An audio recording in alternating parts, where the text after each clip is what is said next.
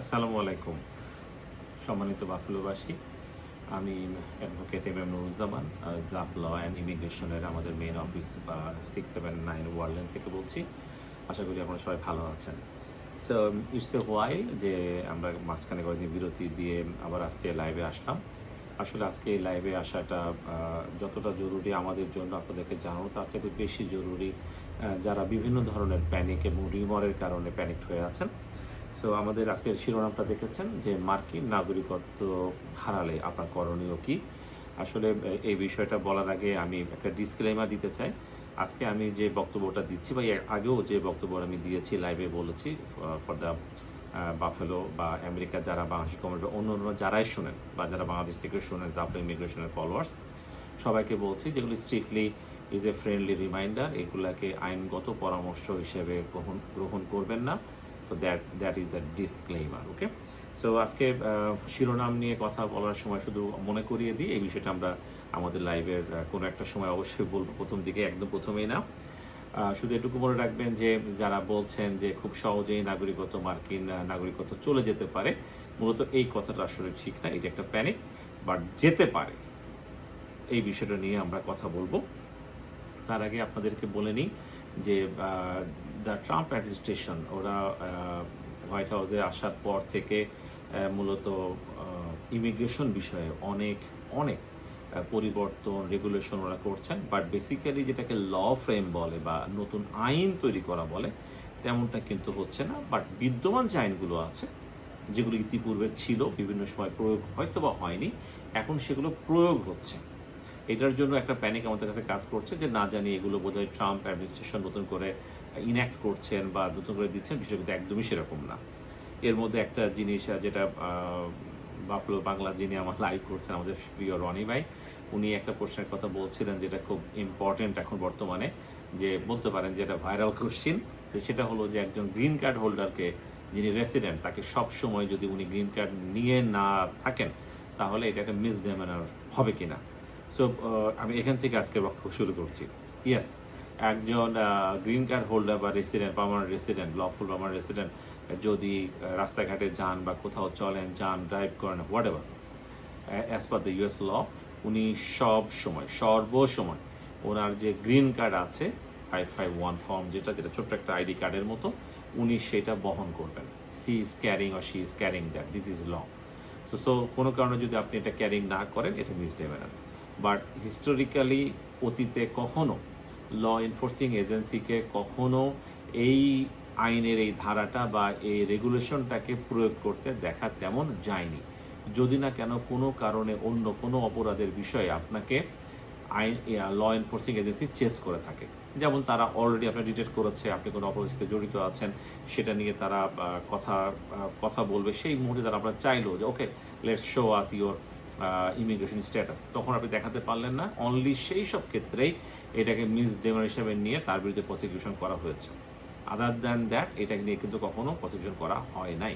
তো এক্ষেত্রে করণীয় কি? এক্ষেত্রে বর্তমানে যেহেতু আইসের অ্যাক্টিভিটি অনেক বেশি বৃদ্ধি পেয়েছে, ল এনফোর্সিং এজেন্সি অনেক বেশি unfriendly to the immigrant society, immigrant community, সেক্ষেত্রে আমি অনুরোধ করব যারা আজকে আমার বক্তব্য শুনছেন বা পরে শুনবেন, তারা সর্বাবস্থায় সর্বসময় অলওয়েজ আপনারা আপনাদের গ্রিন কার্ডটি ক্যারি করবেন।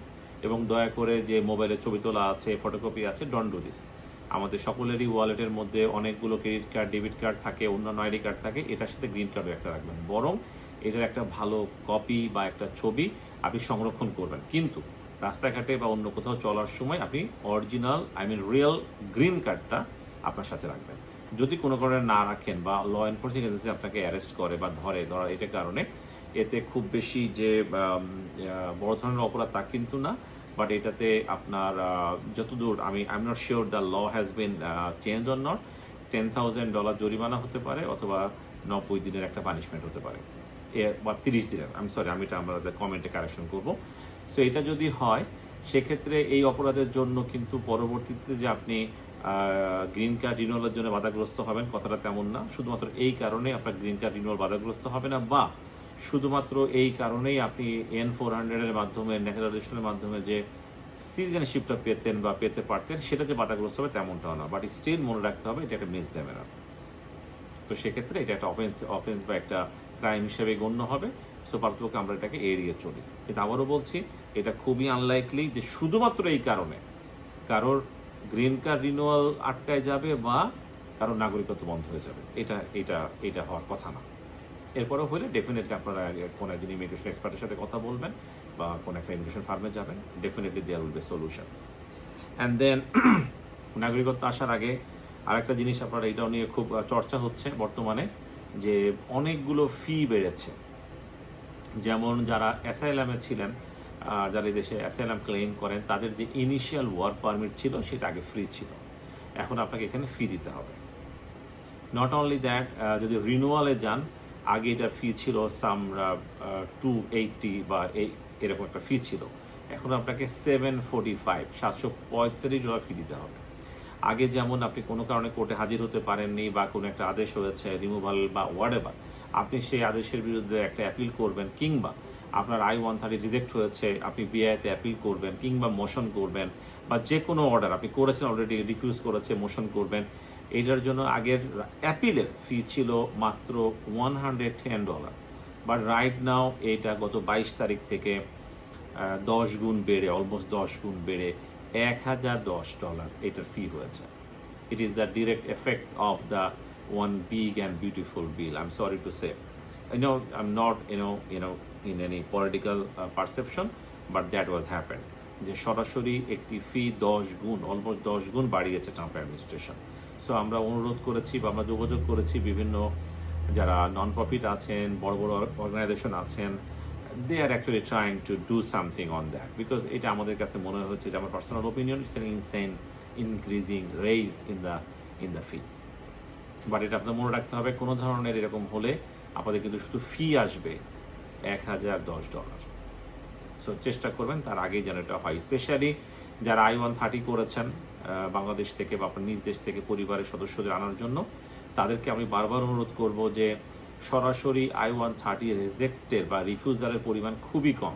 বলতে পারেন যে এটা 0.01% বা 99% ক্ষেত্রে দেখা যায় যে এখানে তারা একটা RFE দেয়, রিকোয়েস্ট ফর এভিডেন্স, এবং অনেক ক্ষেত্রে এই RFEটাকে সঠিকভাবে হ্যান্ডেল না করার কারণে তারা কিন্তু এটা ডিনাই করে। সো ডিনাই করে তখন আমাদের অ্যাপিল করতে হতো, এবং অ্যাপিল করলে সাধারণত জাফলয়ের সাকসেস রেট ইজ 100% এই অ্যাপিলের ক্ষেত্রে।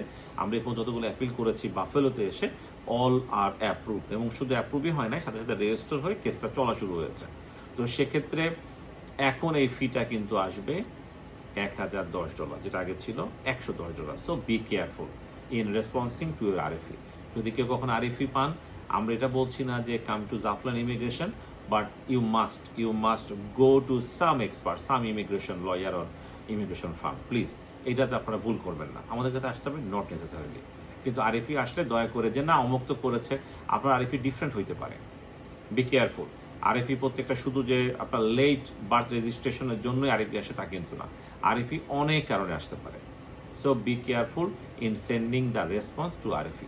এক্ষেত্রে আরেকটা বিষয় বলে রাখি, যেটা আমরা খুব রিসেন্টলি ফেস করেছি, আপনারা অনেকেই এমনিতেও শুনছেন। আমি আরেকটু একটা কথা বলে নিই, আমি কিন্তু I am not selling any panic today or any rumour. কারণ অনেক চ্যানেলে আমি দেখেছি, অনেকে দেখেছি যে অহেতুক প্যানিক ছড়াচ্ছেন বা রিউমার ছড়াচ্ছেন, যা আপনারা এটা কখনোই করেন। আপনারা সবসময় দেখেছেন আমরা অপটিমিস্টিক, কিন্তু অ্যাট দ্য সেম টাইম সঠিক তথ্যটাও কিন্তু আপনাদের জানানো আমাদের উদ্দেশ্য। সেটা কি, যে কিছু ক্ষেত্রে আমরা দেখছি যে কোনো একটা RFEর রেসপন্স হোক বা অন্য কোনো চিঠির রেসপন্স হোক, আপনাকে একটা ডেট দিচ্ছে যে লেটস সে যে আপনার ডেডলাইন 10 অগস্ট, যে এর মধ্যে আপনাকে এটা ফাইল করতে হবে। সো ডেফিনেটলি আগে যেটা আমরা করতাম, আমরা যদি মেইলে ছাড়তাম লাস্ট ইভেন্ট, আমরা ওভারনাইট ছেড়ে মিনিমাম 6-7 তারিখের মধ্যে ছেড়ে দিতাম, সো দ্যাট তারা যেন অ্যাটলিস্ট 8 বা 9 তারিখের মধ্যে আমার রেসপন্সটা পায়। আর অনলাইনের ক্ষেত্রে যাদের অনলাইন অ্যাকাউন্টে করেন, তাদের ক্ষেত্রে it could be the 11:59 PM the date before, এটা I mean the expiry date, আপনি সেদিন করতে পারবেন। I myself did that in several times, যে সামহাউ দেরি হয়েছে, আমরা রাত 12টার আগে সাবমিট করেছি এবং that was fine, even those cases are approve too. কিন্তু আমাদের পরপর দুটো ঘটনা আমরা এভিডেন্স করেছি, আমরা উইটনেস হয়েছি, যে দুই ক্ষেত্রেই এমন কিছু করেছে USCIS যেটা আমাদের দৃষ্টিতে মনে হয়েছে some sort of discrimination, some sort of injustice. Why? Because একটা আমরা আমাদের নিজেদের একজন ক্লায়েন্ট ছিলেন, আমি নাম বলবো না, ওনার একটা রেসপন্স ডিউ ছিল লেটসে 10 তারিখের মধ্যে, এবং আমরা যখন তাদের এটা রেসপন্স পাঠিয়েছি we did A tracking number, এবং ট্র্যাকিং নাম্বারে শো করছে the office receive the letter on 7, তার মানে হলো 10 তারিখে ডিউ ডেট ছিল, 7 তারিখে তারা পেয়েছে, মিনস আরও প্রায় 3 দিন আগে পেয়েছে, অথচ that has been denied with a reason, only one reason, যে আমি তোমার রেসপন্স উইদিন টাইমে পাই নাই। It's insane. আপনারা যারা শুনছেন এটা হাস্যকর, অ্যাবসার্ড। হয়তো অনেকেই ভাবছেন যে আমেরিকাতে এটা সম্ভব না, বাট বিং আমি দায়িত্ব নিয়ে বলছি, ইট হ্যাপেন। এবং এই ধরনের ক্ষেত্রে আগে তো একটা সুবিধা ছিল যে আপনি মাত্র $110 দিয়া একটা অ্যাপিল করে বলতে পারতেন যে that was not my mistake, that was the mistake on part of USCIS। এখন সেই সুযোগটা নয়, কারণ আপনাকে ফি দিতে হবে $1,010। নট অনলি দ্যাট, রিসেন্ট আমরা আরেকটা ঘটনার উইটনেস হয়েছি যে অনলাইনে একটা ডেডলাইন ছিল, লেটসে 5 তারিখ অনলাইনে ডেডলাইন ছিল। সো আমরা ডকুমেন্ট পেয়েছি লেটসে 2 তারিখে, আমরা 3 তারিখে ওপেন করেছি, এটা দেখাচ্ছে যে the response is expired, link expired, that means I cannot file the response any more. That was absurd. এটা কখন অনলাইনে আগে হতো না। So that kind of things is going now. So be careful যারা এই ধরনের রেসপন্সের মধ্যে পড়বেন। আমি বলবো অ্যাটলিস্ট 10-15 ডেজ আগে আপনারা আপনাদের রেসপন্সগুলো সেন্ড করবেন। নিজে করুন, কোনো ফার্মে যান, আমাদের কাছে আসেন, নো ম্যাটার হোয়াট, বাট মনে রাখবেন হাতে বেশ খানিকটা সময় রেখে সেন্ড করুন। যত এমনটা হচ্ছে, সবার ক্ষেত্রেই হচ্ছে, সব কেসেই হবে, নট নেসেসারিলি, বাট এটা হচ্ছে। আমাদের duty being a community person, community member, আমি আপনাদেরকে সতর্ক করলাম। আবারও ধন্যবাদ যারা বাফেলো থেকে যে সম্মানিত মানুষগুলো আমাদের এই বক্তব্য আজকে দেখছেন, শুনছেন, তাদেরকে ধন্যবাদ আমাদের সাথে থাকার জন্য। কারণ আমরা বরাবর বলেছি যে বাফেলোবাসীর ভালোবাসায় আমরা শিখতো Zafran immigration. We have no other goals other than the satisfying you the বাফেলোবাসী। ওকে, ধন্যবাদ জানাতে ভুলে যাব যে আমার সাথে আছেন বা ক্যামেরার পিছনে আছেন আমাদের প্রিয় ফজল করিম রনি ভাই, বাফেলো বাংলাকে ধন্যবাদ আজকে সুযোগ করে দেওয়ার জন্য। তো এখন আসি আজকের শিরোনামে, যে মার্কিন নাগরিকত্ব হারালে কি করবেন। সো প্রথম কথা হলো এই যে, আবারও বলছি, I am not selling any panic, any rumour, but এটা ফ্যাক্ট যে যেখানে 1991 সাল থেকে 2017 সাল পর্যন্ত প্রতি বছর মাত্র 11টা, এটাকে বলে ডিন্যাচারালাইজেশন। কারণ আপনারা সবাই জানেন যে যখন আমরা এই দেশে আসি অ্যাজ অ্যান ইমিগ্রেন্ট, আমরা N-400 করে ন্যাচারালাইজেশনের মাধ্যমে কিন্তু দেশের নাগরিক হই। সো যদি কারোর বিরুদ্ধে অভিযোগ থাকে যে না, তার এই নাগরিক হওয়াটা সঠিক হয় না, এটা ক্যান্সেল করতে হবে, এই প্রক্রিয়াটার নাম হলো ডিন্যাচারালাইজেশন। সো এই প্রক্রিয়াটা 1990 থেকে 2017 সাল পর্যন্ত প্রতি বছর গড়ে 11টা করে ফাইল হয়েছে, অনলি 11। আর সেই নাম্বারটাই 1990 সাল থেকে যেটা মাত্র 11টা করে ফাইল হয়েছে, এখন এই মুহূর্তে সেই নাম্বারটাই আমার কাছে যে ডেটা আছে সেটা হলো প্রায় 1600-র মতো। এই গত কয়েক বছরের মতো 1600, মানে প্রতি বছর 160 বা 200-র উপরে এটা ফাইল হতো। That means 10 Times. আমরা কি কোনো ত্রুটির মধ্যে আছি? সো আপনারা এটা যারা শুনছেন একটু মনে করেন যে 2017 সালের আগে একটা ডিন্যাচারালাইজেশনের জন্য সরকার অনুরোধ করতো গড়ে সারা বছরে মাত্র 11টা, এখন সেটাই করতেছে মোর দ্যান 250 সামথিং, তার মানে প্রায় 22-23 গুণ বেড়ে গেছে। So it's a headache, it's a heads up news. So সেই ক্ষেত্রে প্রথম কথা হলো যে এখানে দুটো বিষয় মনে রাখতে হবে যে নাগরিকত্ব যেতে পারে, এবং এই নাগরিকত্ব যাওয়ার ক্ষেত্রে এই গত 11ই জুন 2025, লেটস সে 1.5 মাস আগে, আপনার ব্রেট শুমেট উনি একটা উনি প্রজ্ঞাপন, যেটা বাংলাদেশে আমরা বলি একটা মেমোরেন্ডাম উনি ইস্যু করেছেন, এবং সেখানে বলেছেন যে কেন ডিপার্টমেন্ট অফ জাস্টিস এই নাগরিকত্বকে ডিন্যাচারালাইজেশন করার জন্য কেন প্রায়োরিটাইজ করবে, কেন দ্রুত ফাইল করবে সেটা। বাট বিফোর বলি, এটা এমন না যে আপনি একজন ইউএস সিটিজেন, ইউএস নাগরিক, আপনার ইচ্ছা হলো কালকে আইস ধরে নিয়ে যে বললো আমরা তোমার নাগরিকত্ব ক্যান্সেল করলাম, no, they have no authority, they have not nothing to do with that. So এখানে যেটা হবে, কিছু নির্দিষ্ট কিছু অপরাধ বা ক্রাইমের কথা বলা হয়েছে, ফ্রডের কথা বলা হয়েছে, সেগুলো যদি আপনার বিরুদ্ধে তদন্ত করে ডিপার্টমেন্ট অফ জাস্টিস পায়, অনলি দেন তারা এটাকে প্রসিকিউট করবে টু দ্য ফেডারেল জাজ। সো প্রথমে বলে রাখি যে একজন ফেডারেল জাজ ছাড়া, নর্মালি আপনারা যে আমাদের নিউ ইয়র্কে যে বিভিন্ন ইমিগ্রেশন জাজ থেকে দেখেন, দেন দ্য ফেডারেল জাজ। সো একজন ফেডারেল জাজ যদি বাংলাদেশে তুলনা করি, লেটস এ হাইকোর্ট ডিভিশন, এইটা মানে এক কথায় বড় কোর্ট, উঁচু কোর্ট আর কি। সো সেই ধরনের কোর্ট যদি এটা পায়, অনলি তখনই তারা আপনার ডিন্যাচারালাইজেশনের জন্য প্রসিড করতে পারবে, নট আদার অন্য কেউ। সো সেক্ষেত্রে যেটা হচ্ছে যে উনি যদি পায় তখন আপনার এটা নাগরিকত্ব যেতে পারে। তো নাগরিকত্ব কি কি কারণে যেতে পারে? প্রথম কথা হলো যে নাম্বার 1 রিজন, আমরা জাফলো এটাকে একটু লেখাপড়া করে আমি আপনাদের যেটা সহজ করে দিয়েছি। এক হলো যে আপনি যে নাগরিকত্ব নিয়েছেন এইটা সামহাও আপনি ফ্রড করে নিয়েছেন, সামহাও এমন কিছু তথ্য গোপন করেছেন যেটা আপনি ওই সময় বললে আপনার এই নাগরিকত্বের আবেদনটা বা আপনি এটাকে কন্টিনিউ করতে পারতেন না। এর মতো অনেক কিছু থাকতে পারে। আমি উদাহরণস্বরূপ একটা দিই, যে আপনি যখন গ্রিন কার্ড হোল্ডার ছিলেন কোনো কারণে, তখন মানে লফুল পার্মানেন্ট রেসিডেন্ট ছিলেন, তখন কোনো কারণে আপনি অ্যারেস্টেড হয়েছেন, হতে পারে আপনি ভুলে গেছেন বা ইচ্ছাকৃতভাবে আপনি এই তথ্যটা আপনার AN-400 শেয়ার করেননি, এবং সামহাও এইটা ইউএসসিআই যখন আপনার AN-400 যখন তারা অ্যাডজুডিকেট করে, তখন তারাও এইটাকে সামহাও তারা এটাকে এড়িয়ে গিয়েছে বা দেখতে পায়নি। এই অবস্থায় আপনি পরীক্ষা দিয়েছেন, পাশ করেছেন, ইন্টারভিউ হয়েছে, ওথ হয়েছে, আপনি ন্যাশনাল সার্টিফিকেট পেয়ে গেছেন, দিব্যি আপনি গত 10 বছর, 15 বছর, ইভেন 20 বছর আপনি এই দেশের নাগরিক হিসেবে ভালো মতো আছেন। এখন যদি সামহাও কোনো কারণে অন্য কোনো ম্যাটার এটা প্রমাণ হয় যে আপনি সেই সময় তথ্য গোপন করে বা ফ্রড প্র্যাকটিস করে আপনি ন্যাশনাল নিয়েছেন, it is a crime, it is an offence, যে আপনার ডিন্যাচারালাইজেশনের জন্য তারা শুরু করতে পারবে। এবং হয়তো ফেডারেল জাজ আপনাকে অর্ডার দিতেও পারে যে আপনি পুনরায় হয় আবার গ্রিন কার্ডে ফেরত যাবেন, অথবা একেবারে আপনাকে বলবে যে no, you have no status, go back to your country. এটা হইতে পারে। দ্বিতীয় হইতে পারে যে আপনি কোনো কারণে নাগরিকত্ব হয়েছেন হওয়ার পরে। সো আগে যেটা বললাম যে হওয়ার সময় বা হওয়ার আগে বা নাগরিক হওয়ার জন্য ফ্রড প্র্যাকটিস করেছেন, বাট এরকমই কোনো একটা ঘটনা আপনি এমন কিছু ঘটিয়েছেন যেটাতে আমেরিকার জাতীয় স্বার্থে, ন্যাশনাল সিকিউরিটির এগেনস্টে হয়।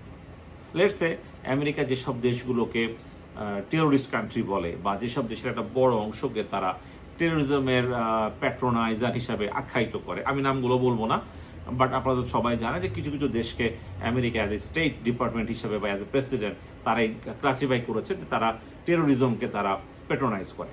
তা আপনি সেই সব দেশের সাথে আপনার কোনো ধরনের যোগ সাজস্য আছে, কোনো ধরনের লেনদেন আছে, যেটাতে আমেরিকার মনে হচ্ছে যে আপনি is a threat to the American security, তারা আপনার নাগরিকত্ব ক্যান্সেলের জন্য কাজ মানে প্রসিকিউট করতে পারবে। আপনি এমন কোনো বড় ধরনের ফাইন্যান্সিয়াল ফ্রড করেছেন, তার জন্য করতে পারবে। আপনি অভ্যাসগতভাবে এমন কিছু ক্রাইম করছেন যে কোনোভাবেই আপনাকে একজন বড় ধরনের অপরাধীর হিসাবে মানে আপনাকে ক্লাসিফাই করা যায়, আপনার নাগরিকত্ব ক্যান্সেলের জন্য শুরু করতে পারবেন।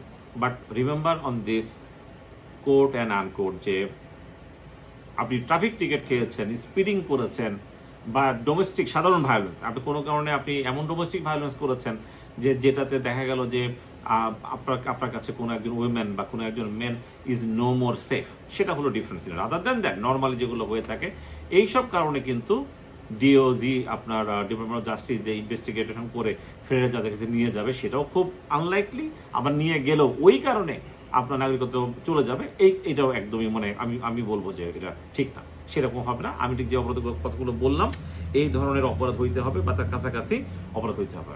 এছাড়া আপনি কোনো কারণে এমন ধরেন অনেকে আছেন যে যারা এই দেশে অ্যাসাইলাম করেছেন, অ্যাসাইলাম করে গ্রিন কার্ড পেয়েছেন, তারপর সেই গ্রিন কার্ড থেকে নাগরিকত্ব নিয়েছেন, তো দেখা গেল তখন আপনি হয়তো কোনো একটা দেশের বলেছেন যে আপনি একটা অর্গানাইজেশন করতেন, সেই কারণে আপনি সেই দেশে সরকারের পার্সিকিউশনের শিকার হয়েছেন, সেই কারণে দেশ থেকে পালাই আসছেন, সেই কারণে অ্যাসাইলাম করেছেন। লেটস সে হয়তো ওই সময় ওই অর্গানাইজেশন টেরোরিস্ট গ্রুপ হিসাবে তালিকাভুক্ত ছিল না, লেটস সে এখন কোনো কারণে ওই গ্রুপকে America as a terrorist group হিসেবে তালিকাভুক্ত করেছে, যে সন্ত্রাসী গোষ্ঠী তারা।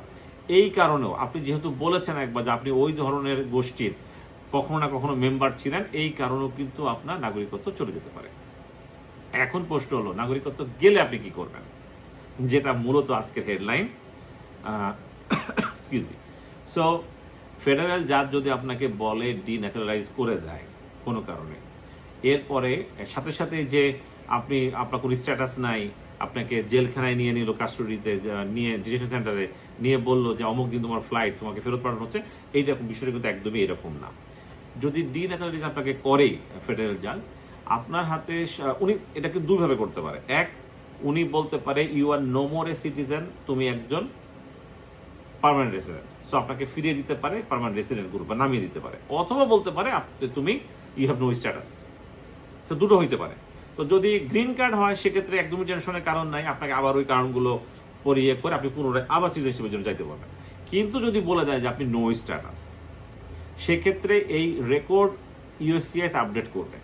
But in the mean time আপনার হাতে 60 দিন সময় আছে কোর্ট অফ অ্যাপিলসে অ্যাপিল করা, এবং নর্মালি এই 60 দিনের মধ্যে আইস বা anyone can't deport you. Even আপনি যদি অ্যাপিল করেন সেই সময় তা ডিপোর্ট করতে পারবে না। বাট এরপরও যদি আপনি মনে করেন যে না, পরিস্থিতি ইজ নট ভেরি ফ্রেন্ডলি, আপনি সেখানে স্টে অর্ডার নিয়ে নেবেন। এবং এক্ষেত্রে আমেরিকার প্র্যাকটিস হলো যে আপনি স্টে চাইলে স্টে পাবেন, পেন্ডিং অ্যাপিল, যেন আপনাকে ডিপোর্ট করতে না পারে, রিমুভ করতে না পারে। সো এই হলো মূলত আপনার প্রতিকার। বাট মাথায় রাখবেন, এটা খুব হাইলি রেয়ারেস্ট কেস যখন কোন একজন সিটিজেনশিপ নিয়ে তারা প্রসিকিউট করে। এরপর যদি আপনাদের প্রশ্ন থাকে, আমি অনুরোধ করবো যে আপনার ইচ্ছা করলে আমাদের আজকে যে বাফলো বাংলা যে লিঙ্ক যাচ্ছে বা ভিডিও যাচ্ছে, সেখানে আমরা কমেন্ট করব। We will be adequate to try to answer. Then এগুলো ছাড়া আরও কয়েকটা বিষয় নিয়ে কথা বলবো। আবারও ধন্যবাদ যারা আমাদের সাথে আছেন। আমি আমার বক্তব্য বেশি দীর্ঘায়িত করব না। আপনারা সবাই জানেন, একটু আগে আমি বলেছি যে ফি বৃদ্ধি পেয়েছে বিভিন্ন। সেই সাথে আরেকটা জিনিসও আপনারা জেনে রাখেন যে 20শে জানুয়ারি 2025, মানে যেদিন থেকে mister Trump is in white house, সেদিন অনেকগুলো ফর্মেরও পরিবর্তন হয়েছে ওই ডেটেই। এবং কিছু ফর্ম এমন আসছে যেটার এক্সপায়ারি ডেট এখনও আসে নাই, but they gave a new version. এটা খুবই আনলাইকলি ছিল, আমি জানি না এগুলো মানে কারা কিভাবে করছে। এবং আমরা দেখেছি যে এই ফর্মের মধ্যে বেশ কিছু ট্রিকি কোশ্চেন করা হয়েছে, যে প্রশ্নগুলো আগে ছিল না। সো আপনাদেরকে অনুরোধ করব, if you do your form by yourself, by your own, you are most welcome. যদি কোনো এক্সপার্টের কাছে যান, most welcome. But make sure করবেন যে আপনি এই ফর্মগুলো খুব সঠিকভাবে পূরণ করছেন। কারণ আগে মাইনর যে মিস্টেকের কারণে ফর্মগুলো তারা কন্টিনিউ করতো, sorry to say this administration is not doing that anymore. যে কোনো ধরনের ভুলেই তারা একটা ওয়ান কার্ডের, যে বাংলায় আমরা একটা কথা বলছি সুতো খোঁজা, তার একটা সুতো পেলেই ওইটাকে রিফিউজ করতেছে, অথবা আরএফি পাঠাচ্ছে, অথবা ডিনাই করে দিচ্ছে। So be careful on that. আপনারা সবাই জানেন যে প্রতিদিন, প্রতি মাসে, প্রতিনিয়তই কিন্তু ট্রাম্প অ্যাডমিনিস্ট্রেশন বিভিন্ন রকম মেমোরেন্ডাম দিচ্ছে, যে অনেক পরিস্থিতিকে আগের চাইতে আরও বেশি স্ট্রিক্ট করছে। তো আমরা শুরু করব একদম লাস্ট, যেটা আমরা পেয়েছি হাতে, যদিও গতকালকেও একটা এসছে, আজকেও একটা এসছে, বাট লাস্ট আমাদের মানে যেটা প্রাসঙ্গিক, সেটা হলো যে অগাস্ট মাসের 1 তারিখে, 1 আগস্টে একটা নতুন মেমোরেন্ডাম এসেছে। যারা অ্যাসাইলাম থেকে গ্রিন কার্ডের জন্য আবেদন করছেন, যে কোর্ট থেকে আপনি অ্যাপ্রুভ হয়েছেন অ্যাসাইলাম, দেন 1 ইয়ার ওয়েট করেছেন, তারপর এখন যে আপনি 485 করতেছেন, করে যে আপনি অ্যাডজাস্ট করবেন, এই ক্ষেত্রে বলা হচ্ছে, ঠিক ল্যাঙ্গুয়েজ এটা ইউজ করেছে, যে we are returning to the toughest and most secured enhanced screening. এই 3-4টা ফ্রেজ এই মেমোরেন্ডামে ইউজ করা হয়েছে, এবং এই মেমোরেন্ডামটা আসছে আগস্ট মাসের 1 তারিখে। সো এখন থেকে যারা অ্যাসাইলাম থেকে গ্রিন কার্ডের আবেদন করবেন, অ্যাপ্রুভালের পরে আপনারা মেক শিওর করবে ওরা যে আপনার টোটাল আইডেন্টিটি, অন্য কোনো নাম ব্যবহার করেছেন কিনা, যে দেশ থেকে সে দেশের পুরো পর্যাপ্ত তথ্য সে পাচ্ছে কিনা, সো মেনি থিংস। এবং অনেকের ক্ষেত্রে দেখবেন যে নামের কিছু পার্থক্য থাকে, বিশেষ করে আমাদের বাংলাদেশে আলী, উদ্দিন বা মোহাম্মদ নিয়া, এগুলো অবশ্যই একটু খেয়াল রাখবেন, কারণ এখন বলতে টাফেস্ট স্ক্রিনিং তারা করবে। সেক্ষেত্রে they have the right to refuse or delay your thing, or তারা সাবমিট করবে যে আপনি নতুন করে আবার স্বাক্ষর প্রমাণ দেন।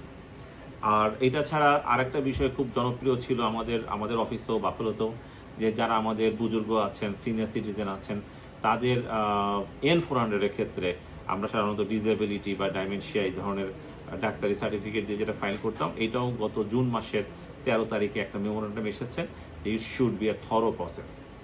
সো আপনি যদি কোনো ডাক্তারকে দিয়ে এটা যদি করেন, মেক শিওর যে উনি আপনার প্রত্যেকটা পরীক্ষা নিরীক্ষা করে তারপরে এই 648 ফর্মটা ফিল আপ করছেন, আদারওয়াইজ এটা কিন্তু ফেল করবে।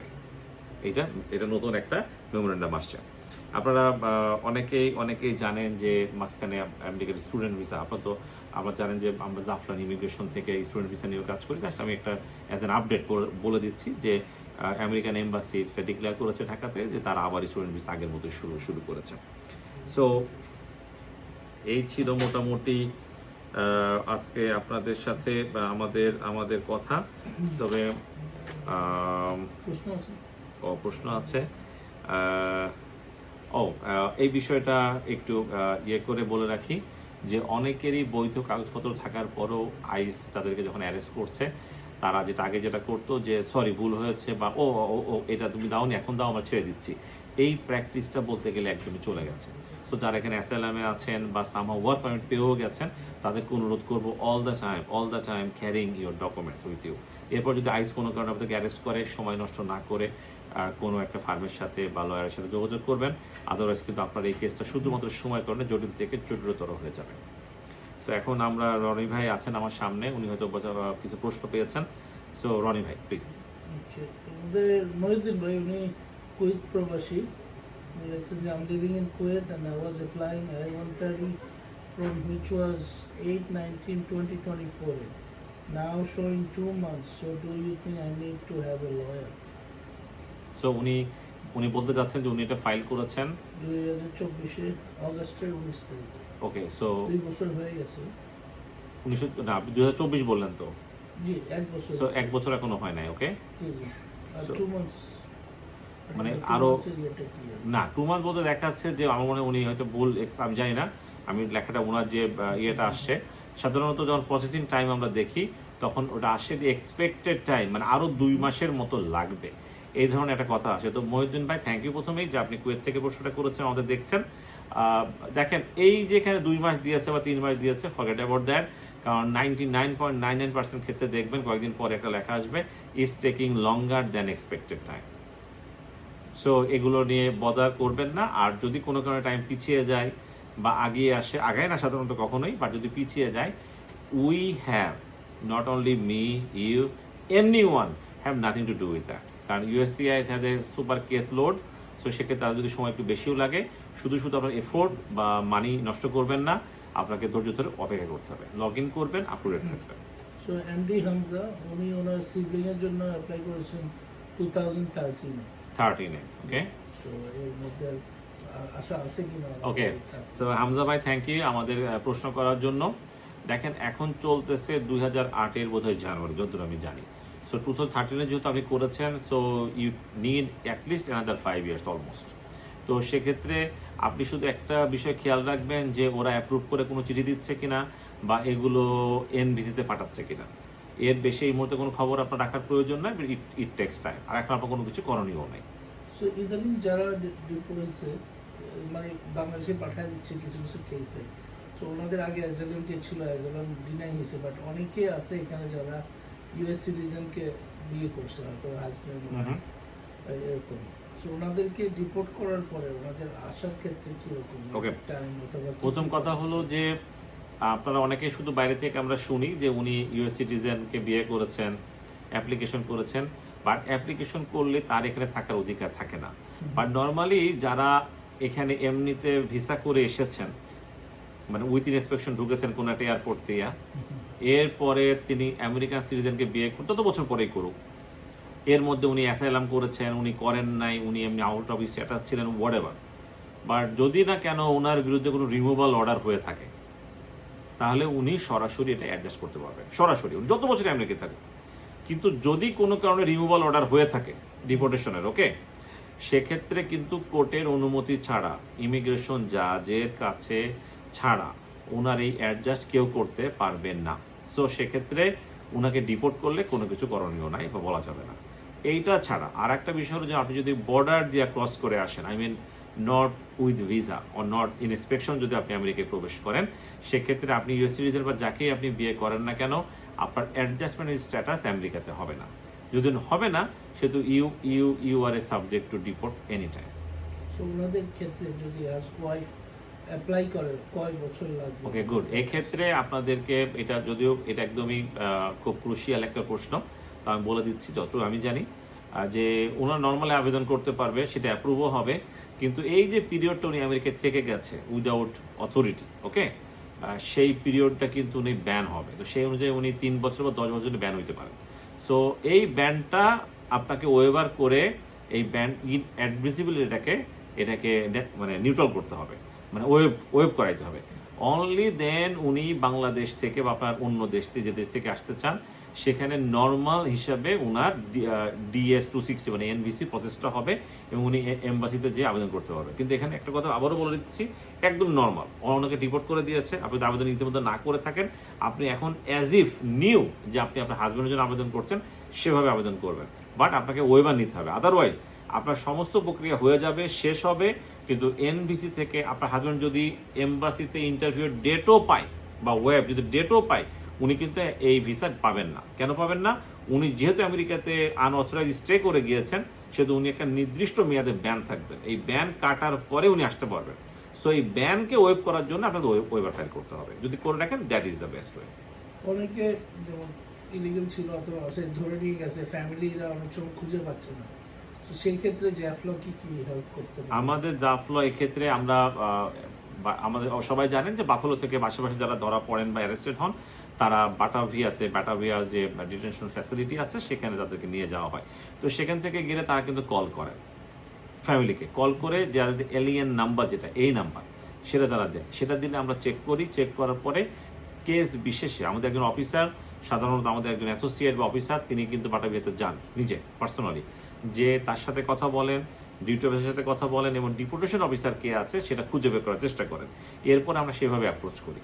তো এক্ষেত্রে যদি স্পন্সর বা বন্ডের সুবিধা থাকে, সেটা আমরা দিয়ে রিলিজের জন্য চেষ্টা করি। আদারওয়াইজ অ্যাসাইলাম ফাইল করে রিলিজের ব্যবস্থার চেষ্টা করি। যেমনটা আপনারা জানেন যে জাফলন ইমিগ্রেশনের সাথে আমাদের এখানে এই মুহূর্তে 5 অ্যাটর্নিদের সাথে, অ্যাটর্নি অ্যাট ল যারা আমেরিকাতে প্র্যাকটিস করেন, তাদের সাথে আমাদের অ্যাফিলিয়েশন আছে এবং আমরা ক্ষেত্র বিশেষ, যদি নিউ ইয়র্ক হয়, নিউ ইয়র্ক সিটি বা বাফেলোতে, আমরা তাদেরকে অ্যাপয়েন্ট করি এবং they will take care of the rest. আমরা অল ডকুমেন্টে আমরা সাহায্য করি। সো আজকে এই ছিল। আমি শুধু যাওয়ার আগে, যেহেতু অনেকদিন পরে বাফলোবাসীর সামনে আমি আসছি, আবারও কৃতজ্ঞতা জানাই বাফলোবাসীর প্রতি। আর আপনারা তো জানেন যে ইউএস ইমিগ্রেশন প্রত্যেকটা বিষয় নিয়ে আমরা কাজ করি এবং ইনশাল্লাহ আগের চাইতে আমাদের কাজের কলবর বৃদ্ধি পেয়েছে। I-130 অ্যাপ্লিকেশন, N-400, I-90, 600, মানে অ্যাসাইলাম থেকে শুরু করে ভাওয়া কেস, ইভেন আমরা কিন্তু সবগুলো বিষয়ে আমরা আপনাদের পাশে আছি। তো সেক্ষেত্রে যারা এখন এই ক্রুশিয়াল একটা টাইম যাচ্ছে, সো আমি আবারও বলছি যে I am not inviting you guys in my office, no, আমরা আমাদের অফিস 679 ওয়ার্ল্ডেনে আসতে বলছি না, বাট কোথাও না কোথাও আপনারা যান, দয়া করে যে উনি আমার ভাইয়ের আবেদন করে দিয়েছে, উনি আমার মাকে এনে দিয়েছে, এই কথাগুলো থেকে আত্মতুষ্টিতে ভুগবেন না। দয়া করে কোনো একজন রিয়েল এক্সপার্টের কাছে যান, তার কাছে যাওয়ার পরে আপনারা সেখানে যে আপনারা সমাধান খোঁজেন। তা আশা করি আজকের এই বক্তব্য আমাদের কাজে আসবে। এরপরও যদি প্রশ্ন থাকে আমার সাথে যোগাযোগ করবেন। আমাদের অফিসের ঠিকানা 679 Walden avenue, buffalo, new York 14211 এছাড়া আমাদের জ্যাকসন হাইটসের অফিস আগের মধ্যে রয়ে গেছে 7032 Broadway, first floor, Jackson Heights. এছাড়া একটা সুখবর দিয়ে শেষ করতে চাই যে আমাদের এখন জাফলো মিডওয়েস্টটা আছে, আমরা ইন্ডিয়ানাপোলিসে আমরা নতুন অফিস চালু করেছি এবং সেখান থেকে আমাদের বিশেষ করে মিশিগান বা ডেট্রয়েট থেকে প্রচুর কেস আমরা সেখানে রিসিভ করছি এবং সেগুলো সমাধান হচ্ছে ইনশাল্লাহ। সো আপনাদের কাছে আবারও সকলের কাছে দোয়া চেয়ে আজকের মতো শেষ করছি। আমি MM Nuruzzaman, Jaflong immigration, buffalo. তো সবাই ভালো থাকবেন। ওয়ান্স এগেইন ধন্যবাদ বাফেলো বাংলাকে, রনি ভাইকে। আজকের মতো বিদায় নিচ্ছি। শুভ সন্ধ্যা। আসসালামু আলাইকুম।